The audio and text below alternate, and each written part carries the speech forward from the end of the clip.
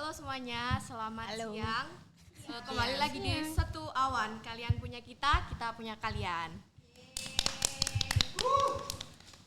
Jadi Sabtu siang kali ini kita bakal bahas sesuatu yang menarik nih.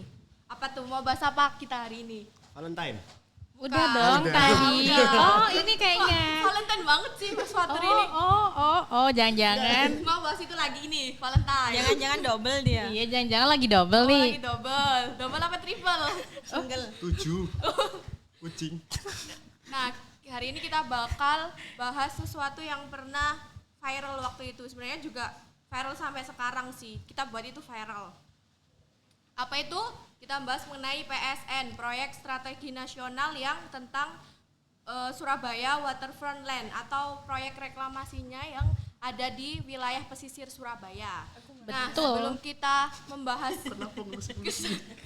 sebelum kita membahas ke sana, baiknya kita kenalan dulu nih, biar kayak kita ngobrolnya tuh sama-sama enak, ya nggak sih? Karena kalau nggak kenal nggak. Nggak apa tuh nggak? Gak apa-apa. Gak mau tahu. Nggak mau tahu ya udah sih gitu ya. Bodo amat sih nggak kenal gitu. Jadi kalau kenalin aku Jazil, aku dari Arkom Jatim. Oh, aku. Iya, kita urut konsepnya. Siapa?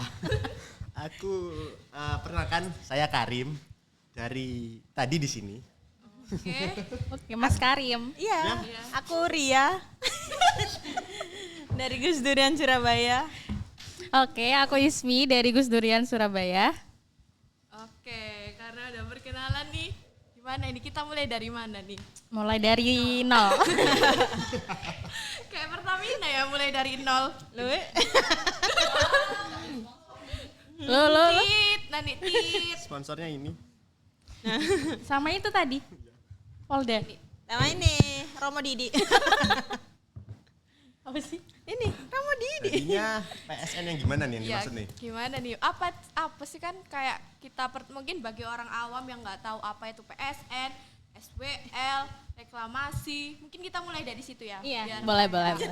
PSN temannya PNS. Iya, ya itu sama apa beda? Oh, gimana? PSN itu Makanya gimana? biar gimana? kita tahu nih, biar kita tahu PSN itu apa sih? Ya, menurut kakak Cici, Ria, Ceria. Diri ya. Ceria dari Bulak Banteng. Jadi PSN itu langsung dari pusat ya, dari Bapak Presiden kita. Itu membuat proyek strategis nasional di beberapa kota, tidak hanya di Surabaya. Namun ada beberapa PSN itu mengalami penolakan dari masyarakat sekitar. Lah, PSN yang ada di Surabaya itu namanya SWL, Surabaya Waterfront Land. Lah, itu ingin dibuat kayak Jakarta. Waterfront City. Nah, Jakarta Waterfront City kayak gitu. Jadi harapannya ke depannya itu kayak Singapura. Waduh. Jadi buat pulau baru. Jadi kebayangin dulu Singapura. SCC tak bayangin. Bayangin dulu, bayangin. Ada lainnya juga tuh. Aduh. Ada ininya enggak? Ada apa? Citraland ada. Sudah. Itu sih. Jadi menurut teman-teman gimana terusan? Tentang keinginan pemerintah untuk membuat SWL itu. Menurut teman-teman pribadi nih sebagai anak muda juga. Sebentar, tak tambahin. Sebenarnya kan tadi kan itu PSN dari presiden kita ya. Yep. Ya. Menambahkan lagi itu sebenarnya presiden yang periode sebelumnya. Oke. Itu PSN strategis nasional miliknya Bapak Jokowi itu dikeluarkan sekitar bulan akhir tahun lalu, akhir tahun 2024. Sekitar bulan Agustus September lah. Itu awal-awal mungkin kalau teman-teman ngecek di TikTok ya sekarang. Search-nya kan sekarang TikTok ya, bukan Google. Iya. Tapi Iya. dilanjutkan kan sama Nah, presiden kita. Sampai sekarang itu Lanjutkan. projectnya kalau buat teman-teman yang belum tahu 20 tahun ke depan. Wow. Jadi senasional PSN ini di berbagai kota Jakarta, Surabaya, Jogja dan sebagainya semua ada, itu 20 tahun ke depan akan berjalan. Untuk daerah pesisir. Semua ada banyak, termasuk Oh. jalur kereta, pesisir, Oh, semua oke. proyek strategis nasional ada banyak. Nah, yang kita bahas kan ini di Surabaya, Ya. SPL itu. Itu kebetulan tempatnya di mana? Dari Surabaya Utara ke timur. Jadi dari Kenjeran ke Sampai Gunung Gunung Anyar. Anyar. Oh, daerah-daerah yang namanya tambak-tambak itu ya? Iya, Tambak juga. Wedi, Tambak Rejo. tambah Tambak. Oh beda ya, oke. Salah Mas. Tambarjo rumah sakit. Ganti berarti. Pokoknya daerah timur-timur situ ya. Ya, timur utara. Berarti termasuk mangrove itu kena berarti? Mangrove itu kena. Kalau teman-teman bisa search ya di laporannya Walhi itu ada. Di sana juga ada daerah-daerah mana aja yang kena PSN. Itu totalnya 1084 hektar. Wow. Berapa Gede kali banget. lipat luas lapangan bola tuh? Di sana bisa sih buat rencananya kan mau dibuat universitas Oke. Universitas apa tuh? tentang perikanan gitu. Oh, oke. Buat perumahan. Oh kayak PIK. Ya kayak PIK. Oke. Tapi kan itu menurut kalian nih PIK itu gagal apa enggak? Masalahnya aku belum pernah ke PIK ya. dua sama. PIK itu Secara literatur dah. secara umum antara gagal dan iya itu bergantung orangnya. Nah, anjay. Karena ada yang beranggapan PIK itu berhasil untuk orang-orang yang tinggal di sana. Nah. Dan ngomong gagal untuk orang-orang yang terdampak. Nah. Jadi bergantung. Cuma memang kebanyakan masyarakat Indonesia yang di daerah sana pesisir Jakarta yang terkena dampaknya PIK ngomongnya apa ya? Ya tadi itu Gagal. gagal. Karena mereka terdampaknya sangat besar lah istilahnya. Buat mata pencarian, buat tempat tinggal, termasuk yang Jakarta kan lagi ramai-ramainya abrasi itu kan. Ya. Yang dia awalnya katanya situ sawah, sekarang kok jadi laut kan. Apalagi nah itu kita juga nggak tahu tuh. Iya sih. Jadi kalau menurutku sih kalau ingin seperti Singapura itu kita pendidikan kita berkualitas enggak gitu. Itu kan sebelum menyiapkan apapun sebenarnya pondasi dasarnya kok pendidikan. Tapi ini agak melenceng sih. Nyatanya lagi pendidikan kita kan menjadi tidak prioritas.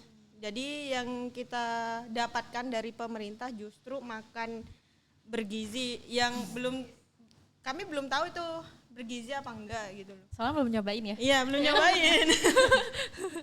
Pak, mau dong. Jadi gitu, apalagi di SWL ini gitu.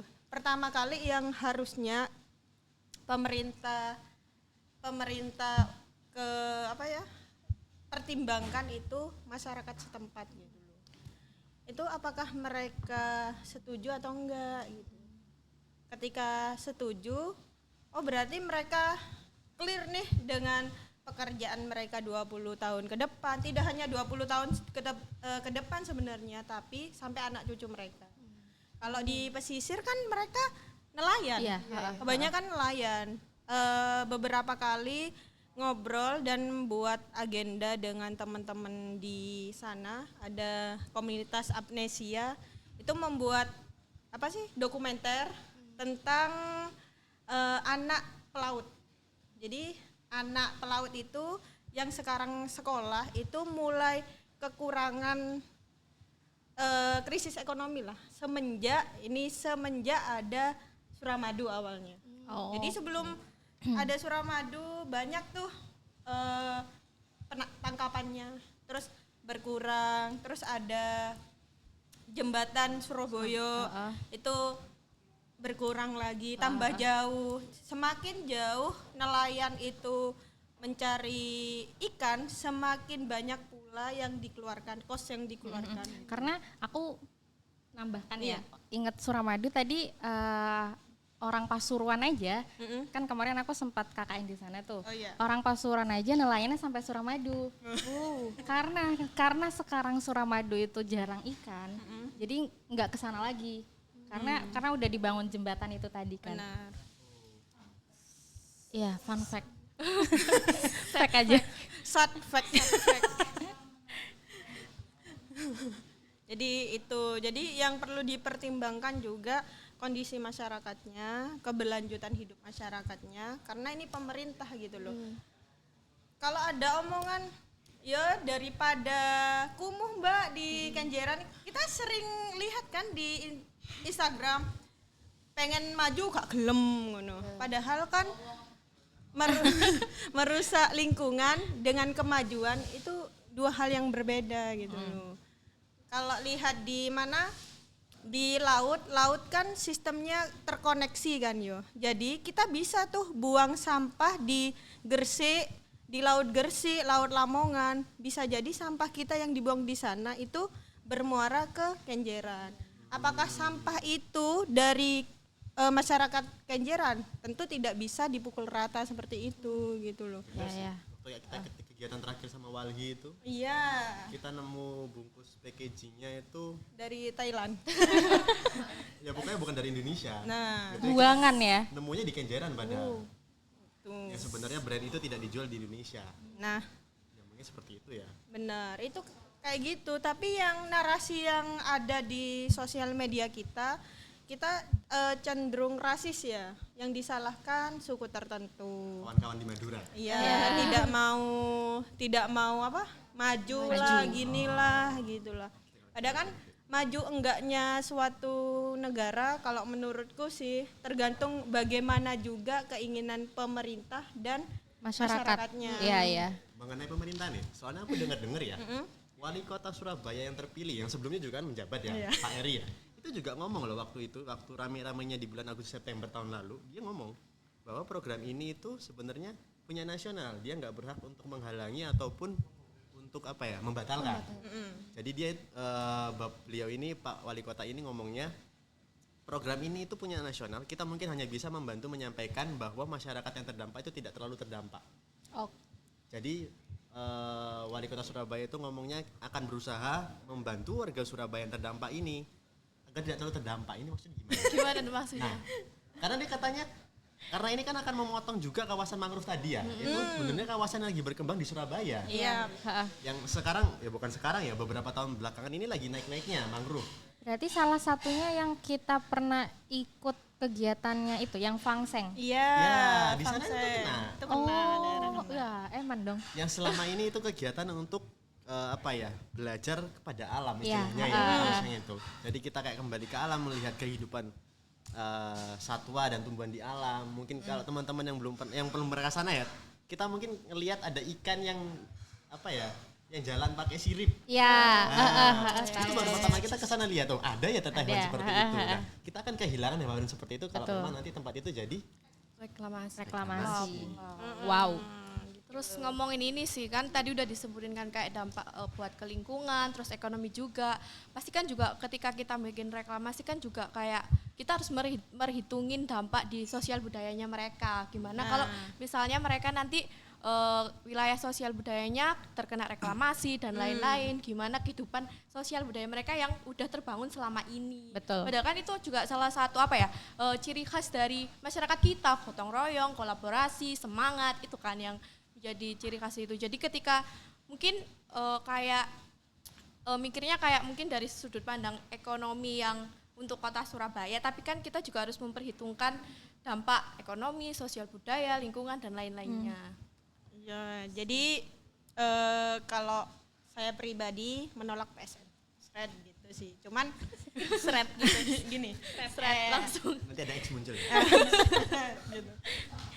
Karena itu tidak hanya merugikan warga sekitar loh. Jadi kalau teman-teman PSN itu jadi itu yang terdampak juga kita yang berada di sekitarnya. Karena kan itu kan hulu hilir. Hulu itu di atas ya. Hulu hilir di bawah. Jadi setiap setiap sungai itu bermuara ke Kenjeran itu kan. Seret. Nah, ketika itu dibangun SWL itu kan hulunya kan itu akhirnya ketutup. Ya. Akhirnya banjir. Dan juga kan kita mau buat pulau baru nih. Pulau apa tuh? Pulau SWL. Ada sekitar 4 pulau nanti jadinya. Nah, yang 40 pulau. 4 pulau. Dari Iya. 1000 hektar tadi jadi 4 pulau. 4 pulau Wow. dan itu Kayaknya- pasirnya cari dari mana, guys? Aduh. Itu Aduh. kayaknya kalau jadi 4 pulau aku daftar nggak ya jadi? Nggak. Kita kan say no ya. Atau ngambil dari Lapindo. Lapindo aja buangannya kan jadi pulau baru tuh. Pulau baru. Tapi berbahaya. Ya makanya itu. Jadi kan kalau kita ambil pasir itu kan namanya tambang. Ya. Lah kalau berlebihan kan terus merusak lingkungan juga. Betul. Betul. Betul. Karena itu udah sebenarnya udah banyak kasus yang kayak gitu ya. Yang menggeruk tanah tapi ya ekosistemnya kan rusak, terganggu. Biasanya itu di bantaran Bengawan Solo. Ambil pasir, tambang pasir itu ramai. Ya, di ya. situ. Terus gimana dong? Gak ada solusi. Terus kita harus gimana nih? Jadi apa? Tapi gini, aku pernah baca ya di sosmed ya. Itu ada teman-teman sosmed yang ngomong gini. Tapi kan kalau sampai ini yang maksudnya yang pro ya, yang pro dengan adanya itu kita kan perlu diskusi juga. Yep. Jadi ada yang ngomong itu kalau ada pun yang seperti PIK di Surabaya itu bukan nanti malah oke ya. Kenapa? Menurut mereka adalah nanti akan ada kawasan-kawasan pemukiman baru yang selama ini bertumbuh di satu tempat yang jadi kayak overpopulate lah istilahnya. Terus ada juga yang ngomong nanti akan menjadi kawasan wisata baru yang lebih tertata. Kata mereka seperti itu, seperti yang sudah dibahas ya. Ada juga yang ngomong nanti mungkin ya mereka pun nggak terlalu ini ya. Pulau itu akan menutupi selama ini tempat pantai kita yang tergerus itu, jadi ditutup nanti yang kena yang pulau luarnya. Nah kayak gitu. Itu gimana sih menurut teman-teman kayak gimana? Kalau aku sih kalau ingin menutupi agar tidak abrasi, ya pakai mangrove. Mangrove, coy. iya. Ngapain? Ada itu ya. Tinggal dikembangkan. Mangrove kita kan setiap tahun kalau setiap tahun sih mengalami penambahan. Tapi kalau cek di Walhi mulai tahun berapa gitu itu mengalami penurunan. Kenapa kita nggak coba melestarikan yang ada gitu loh? Coba bayangkan warga pesisir yang notabene itu nelayan dan hidup sebagai UMKM kecil-kecil itu yang justru menopang perekonomian di Surabaya itu tidak menemukan ikan lagi gitu. Karena ditutupi. Tapi kata waktu itu diskusi dengan Walhi itu nelayan akan dibukakan jalan untuk mengambil ikan di laut. Kayak jalan tol gitu dong. Tapi aku bingung gimana ceritanya. Tol laut men. Ada lagi Tol proyek laut. kali. Jadi aneh, ini nggak mungkin sih gitu. Cuman ya itu namanya juga janji kan harus manis dulu. Iya, gitu. manis di awal. Kan dia. Jadi gitu. Itu banyak problem sih sebenarnya. Kalau di daerah timur itu justru yang direklamasi adalah tempat pemijahan ikan. Wah, Apa tuh pemijahan ikan tuh? Pemijahan ikan itu kayak ikan-ikan di sana itu bertelur di sana gitu. Dikembangbiakan. Oh. Dikembangbiakan di sana. tempatnya ikan lah ya, maksudnya ikan-ikan tuh hidupnya di situ. Budidaya di sana. Dibudidayakan. Kalau budidaya kan kita yang membudidayakan. Budidaya alami. Secara alami di sana. Oh. Dan itu In situ ex situ. Pelajaran SMA. Gak inget, jadi udah kayak gak inget. gitu. Udah lupa semua. Udah lupa. Jadi kan kalau itu langsung dikasih pasir, hilang tuh ikan-ikan kita guys gitu. Ya, terus kita Ikan makan apa nanti dong? ikan tambah mahal dong. Iya. Ikannya impor dari Aduh. Thailand.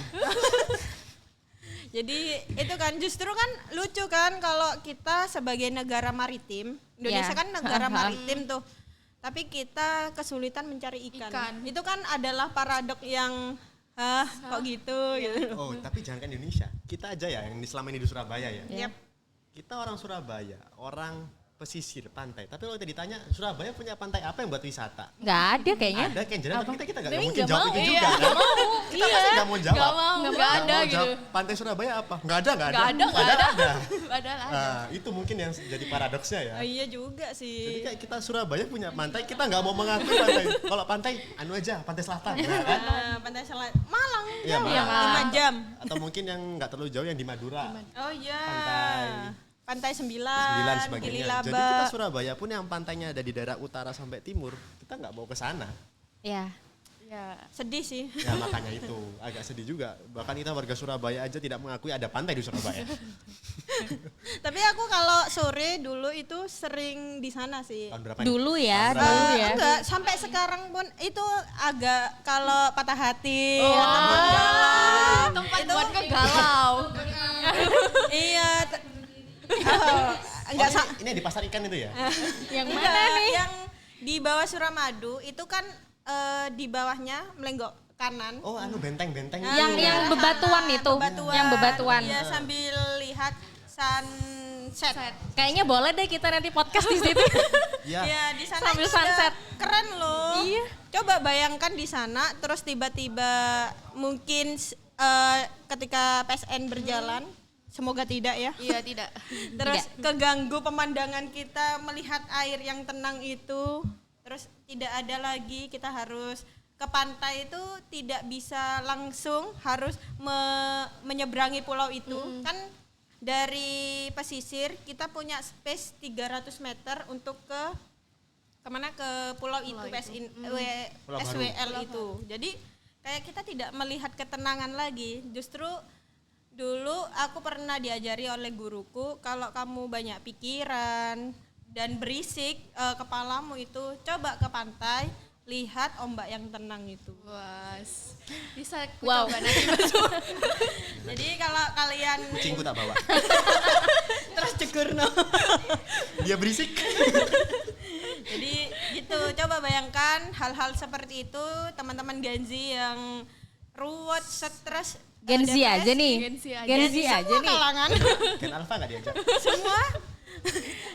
Jadi ke sana duduk termenung lihat pemandangan orang-orang nelayan yang biasanya setiap sore itu ngambilin kerang di bawah-bawah karena surut gitu.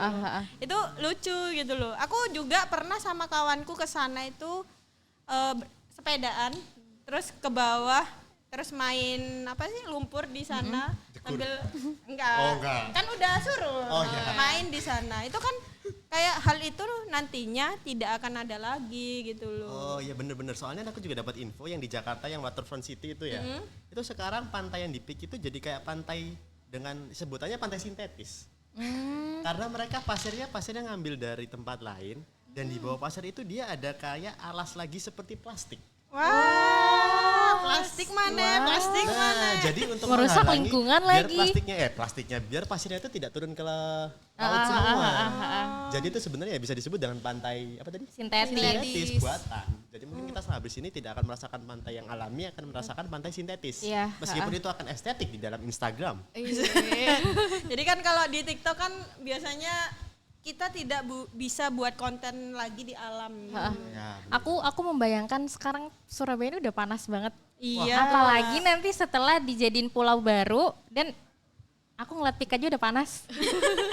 Apalagi nih Surabaya panas, ditambah itu pulau baru tambah panas. Kita cari arah tambah Surabaya, double. matahari Surabaya ku 5 cm.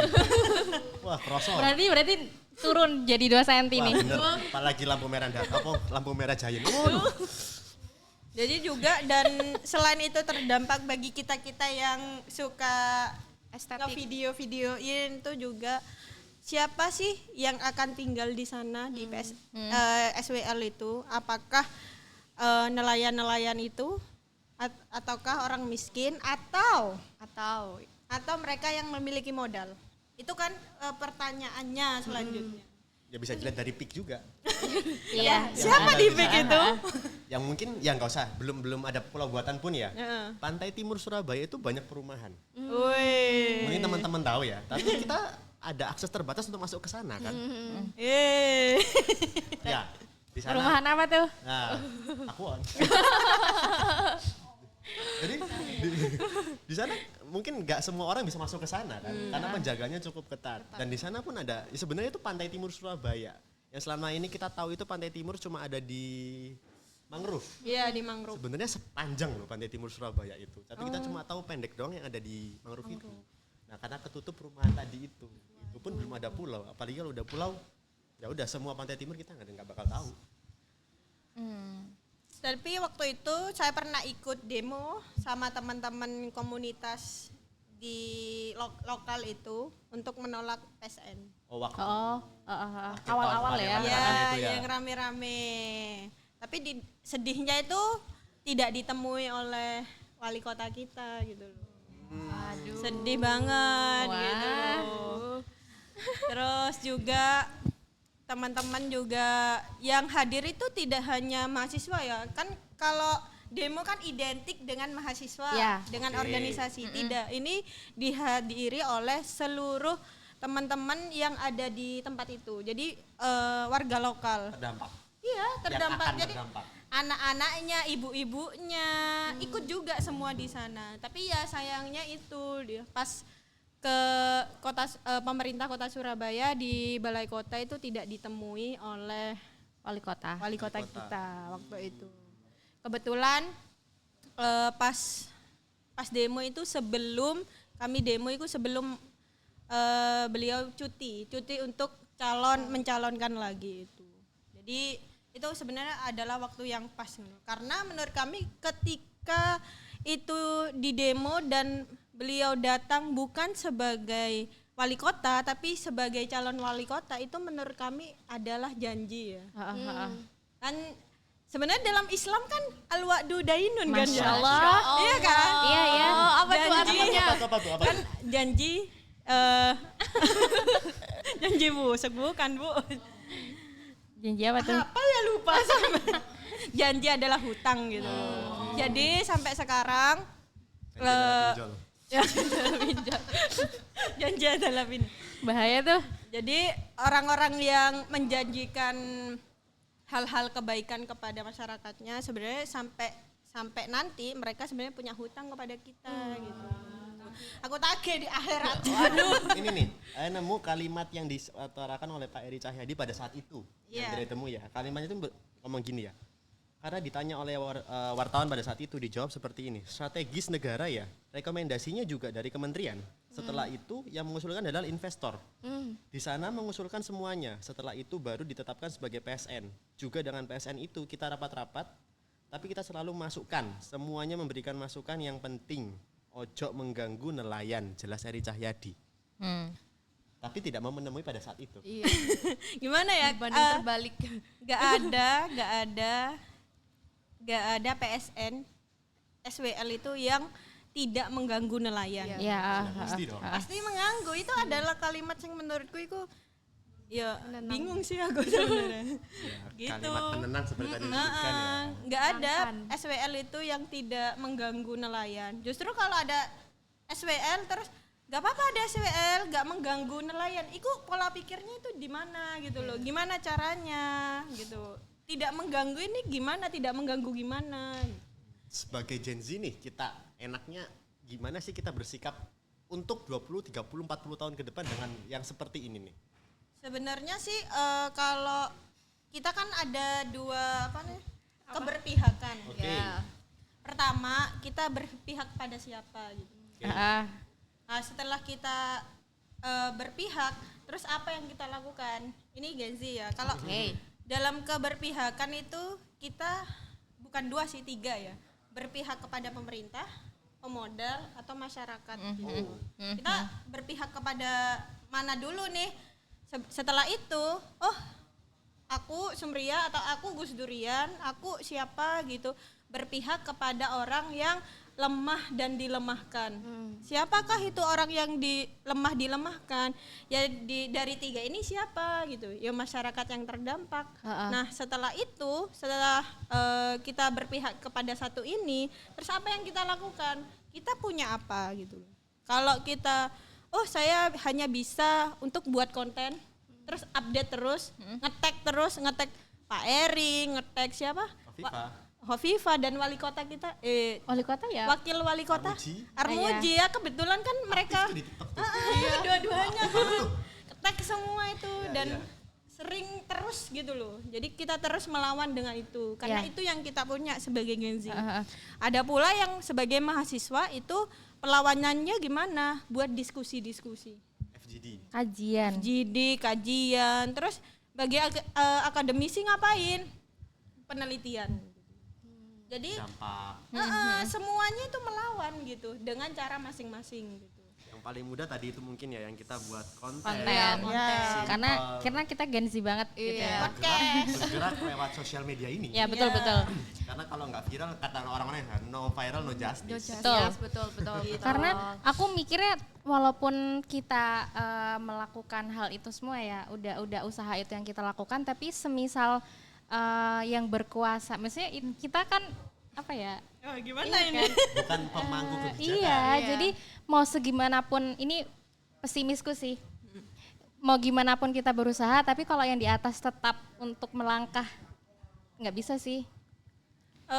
Dulu itu ada kasus kalau mungkin bisa dikoreksi kalau salah. Itu ada kasus Fatia dan dari LBH itu. Oke, Nah, dia kan membuat dokumenter dan dokumenternya open access. Oke. Dan data-datanya itu open access, itu ngambil di media. Iya. Nah, dibuatlah dokumenter dengan penelitian-penelitiannya. Terus membedah tambang batu bara. Oh, ini waktu yang membahas batu bara itu rame-ramenya Iya, ya. rame-ramenya. Oke. Nah, waktu itu kan si Mbak Fatia dan siapa satunya itu digugat. Digugat oleh yang sebenarnya yang punya itu termasuk salah satu dari pemangku kebijakan juga sih. Oke. Nah, itu juga mereka digugat, orang dua digugat dan kami juga melawan. Sekarang kan batal gugatannya gitu. Oke. Jadi berhasil ya dari sosial media itu. Semua perlawanan itu ada yang berhasil, ada yang tidak. Cuman ketika berhasil, apakah kita jumawa gitu loh? Yang tidak, terus apakah kita berhenti? Iya, paham. Berhenti untuk mengadvokasi teman-teman yang sebenarnya kalau saya lihat tidak paham advokasi. Makanya kami Gus Durian membuat kelas advokasi. Untuk untuk pendaftaran link di bawah ini ya. Jangan lupa daftar ya. Jadi advokasi itu ada beberapa ya. Advokasi kan ada beberapa. Ada advokasi yang langsung ke masyarakat turun untuk mengedukasi masyarakat. Ada yang advokasi kebijakan gitu loh. Lah kita milih yang mana? Biasanya advokasi kebijakan itu diambil oleh teman-teman akademisi, teman-teman yang pro rakyat di DPR. Terus teman-teman LBH, teman-teman yang prestisnya ke hukum, itu biasanya teman-teman advokasi untuk kebijakan. Iya. Nah, teman-teman sosial seperti kita, ada Arkom, Gerdu, Walhi dan lain-lainnya itu advokasi ke bawah. Jadi advokasi itu langsung ada di atas ada, di bawah ada gitu. Ilmu baru nih. Kan lucu kan kalau kita ngadvokasi kebijakan tentang bahaya SWL, cuman masyarakat nggak tahu Iya, itu betul, apa betul. Nggak gitu. sadar kalau itu bahaya. Jadi kesadaran kita itu kalau di Gus Durian itu ada kesadaran yang kesadaran itu sendiri dan kesadaran berkualitas Ya. gitu. Nah, kalau kesadaran berkualitas dia itu tahu dan dia melakukan gitu. Kalau kesadaran aja, oh ya udah dia sadar kalau membuang sampah di laut itu nggak boleh gitu loh, mencemari lingkungan, tapi dia tetap melakukan, itu sadar aja gitu loh. Balik lagi kayak tadi ya, kita harus SDM-nya dulu. Nah, SDM-nya dulu untuk diperbaiki sebelum kita muluk-muluk mau estetik, Betul. mau yang harus seperti Singapura. Singapura aku sih ngechat.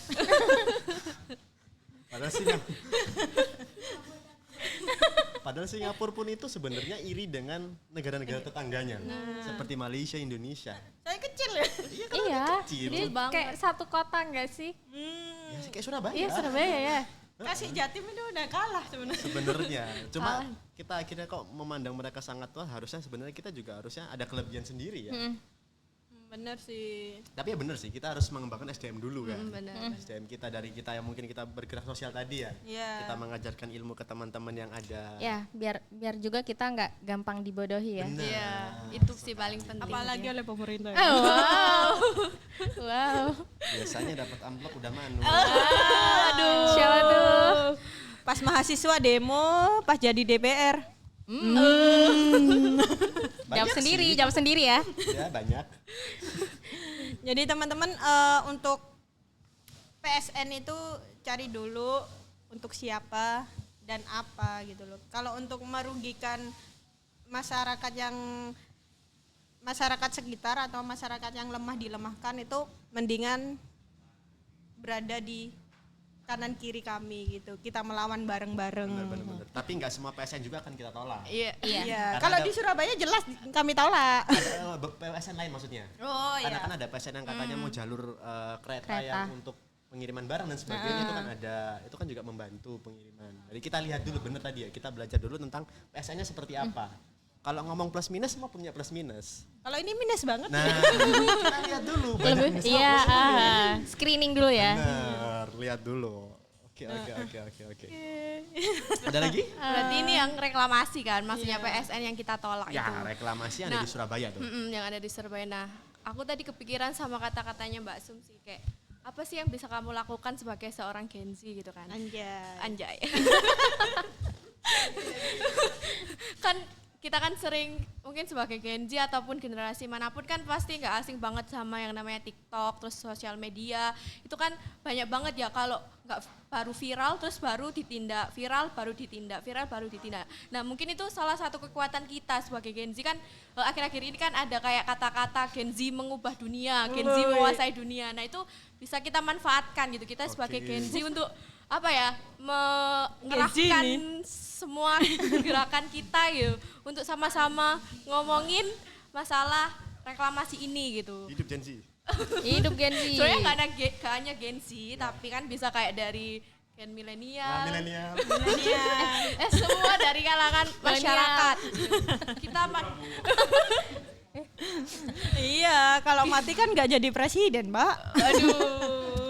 Oke. kita manfaatkan apa yang kita punya sekarang, apa yang kita bisa. Kalau hanya sekedar kita bikin mengupkan berita, kita bikin konten kayak katanya Mbak Sum tadi, itu nggak apa-apa, itu kayak bagian dari perjuangan yang kita bisa. Betul. Keren. Penutupnya Gimana? Jadi Konklusinya? Jadi kita menolak.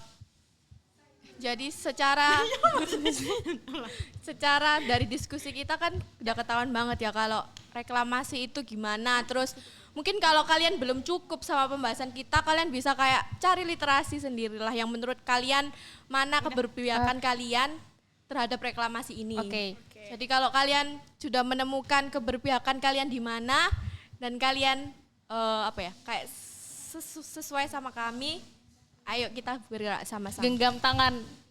Apa sih? kongsi. Oke. Ya. Bisa. Ya.